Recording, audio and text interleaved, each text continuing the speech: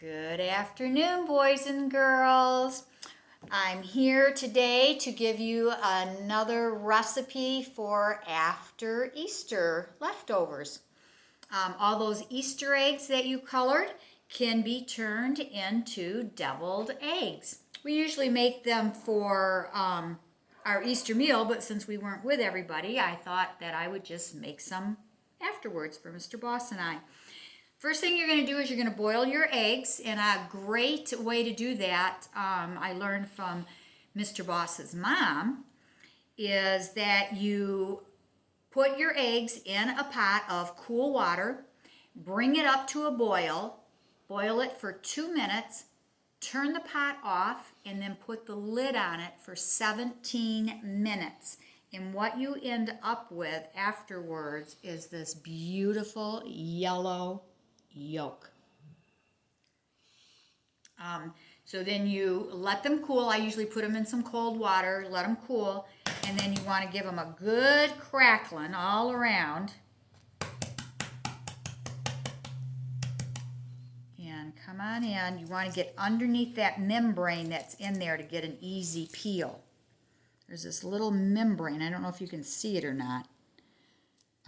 That's in there. If you can't get underneath that, it kind of digs up your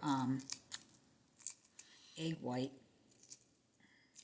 You always want to make sure that you rinse your egg off before you cut it open. You don't want anybody biting down into eggshell. Eggshells taste terrible. All right. That's why we're so careful when we're cooking at school. I'll be right back.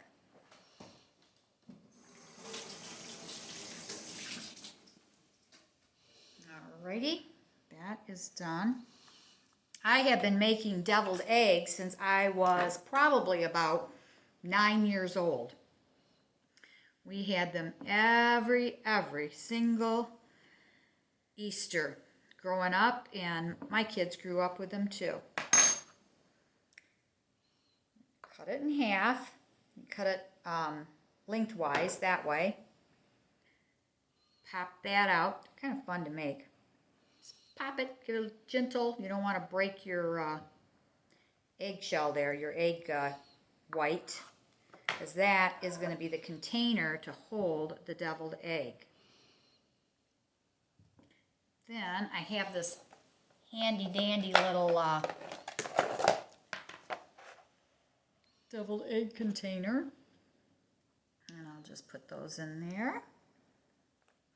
Now, there really isn't a measurement for all of this. I know we do a lot of measuring in school, but for this particular recipe, you just kind of put it in until it just looks right and feels right.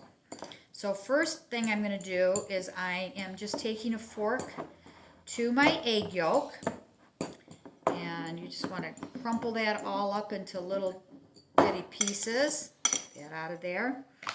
Now, you can use Hellmann's or you can use Miracle Whip. I grew up with Miracle Whip, and quite frankly, I've been making these eggs and taking them places probably since I was 17, and people absolutely love these, so I'd stick with the Miracle Whip. Whoops, I don't want to put too much in to begin with. Almost made that boo-boo. And just a little bit of mustard. I only have 3 eggs in there. That's why I'm only using a little bit. You're just going to taste this and you might go, oh, I need some more mustard, or I need some more mayonnaise. I'm going to have to get another fork out. I always put sweet pickle relish in ours. It is so yummy. And just a little tiny bit of pickle juice. Little tiny bit. Goes a long way. If you're a fan of salt and pepper, I'm not so much, so just a little sprinkle of salt and pepper. You can always add more, or people can always add more to it. Now, my secret ingredient, fresh ground horseradish. Just a little bit. Just a little bit. And my guess is probably right now, not too many people have horseradish in their pantry.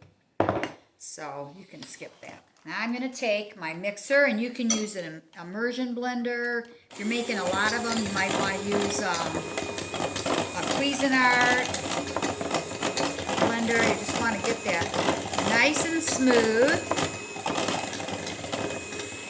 Boy, am I ever glad that I did not put all of that mayonnaise in there. That would have been too much. You just want it to be nice and creamy. You don't want it to be too dry. That is just perfect. If it weren't, I would just put a little bit more mayonnaise in. Then you take a spoonful, you pick up your egg, you're going right into that hole. I mean, if you really wanted to be fancy, you could put it in a baggie and put a hole at the bottom of it and pipe it in. Actually, that's kind of fun. My kids used to like to do it that way. Fill it up. Put as many. If I'm taking this somewhere, I tend to put more in because I want it to look really fancy. Or I'll use that piping method. That's just fun.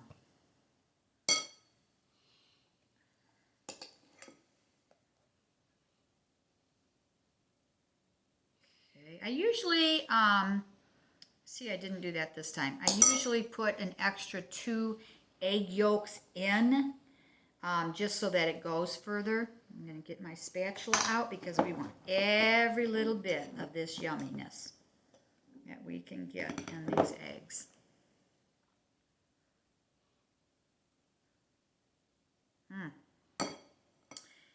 Now, Mr. Boss likes his just like this.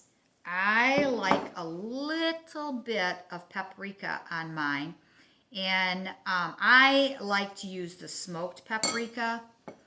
I like to use the sweet paprika, but you could also use smoked. And you don't need a lot. You just need a little bit. So I'm just going to take a little out of my bag here. And just sprinkle it on. Look at how that dresses that up. I